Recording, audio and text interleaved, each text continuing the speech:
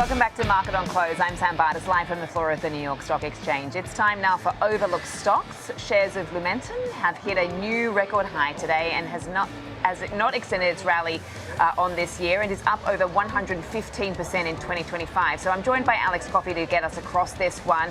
Why we're seeing this rally in Lumentum today? What's behind the move?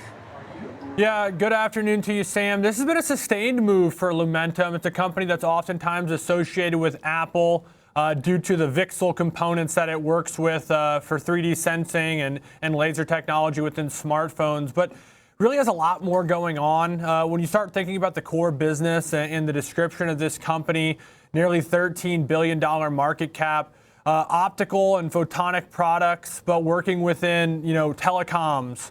We mentioned smartphones and some of those consumer products, but really the excitement has been built around the AI infrastructure and cloud data center businesses in which cloud hyperscalers are really working with a company like Lumentum at the moment. If you go back to its earnings report last time around, I believe back in August, revenue grew 56%.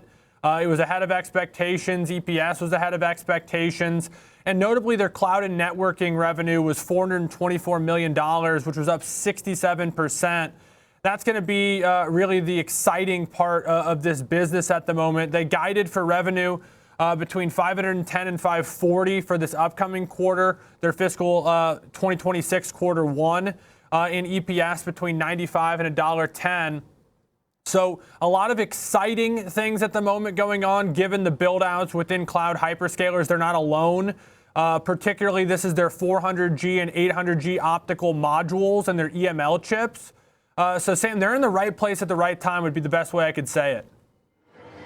Yeah, it's interesting. I was looking at how this is obviously we're working with Apple and is sort of behind the Face ID.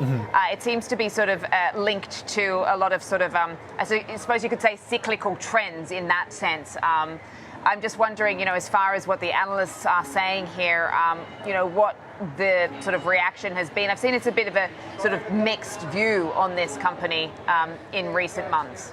Yeah, if you look ahead to the earnings that we'll get on November 4th, so not this upcoming week, but the following week, the consensus range is for about $1.03 as a midpoint, but analysts are somewhere between 101 and 106, largely as compiled by Bloomberg. If you recall back to the guidance range that I gave you that the company had, that would be within that. So not necessarily overly excited relative to the company's own expectations, but in line.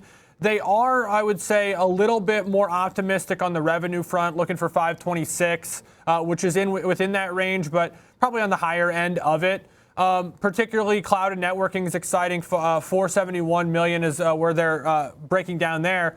But as far as recent analyst notes and the breakdowns there, Barclays did downgrade the stock to equal weight. They have a 165 price target. Really just citing the run up in the stock. They don't have a lot of negative concerns with the business, but just valuation and limited upside in terms of price performance. It's going to have to grow into the current share price. Susquehanna, though, a little bit more positive. This was a part of a more broad sector update into this particular earnings season. They have a price target of 190, and they expect better than seasonal quarter four results. So it would be fiscal quarter one for this particular company, but this upcoming quarter, they just think it's going to be better all around for the sector, despite some of the macro risks that we've heard about. JP Morgan also overweight 185, Rosenblatt 225 and a buy, and Raymond James hasn't updated in a while, but still has a strong buy. But as you said, bullish but cautious is sort of the general breakdown for analysts going into this earnings report expected in about 1.5 weeks from now. Yeah, and let's see if that report card certainly justifies what we've seen as far as that run up over 110% year to date. Thank you so much for getting us across that name, Alex Coffey, today.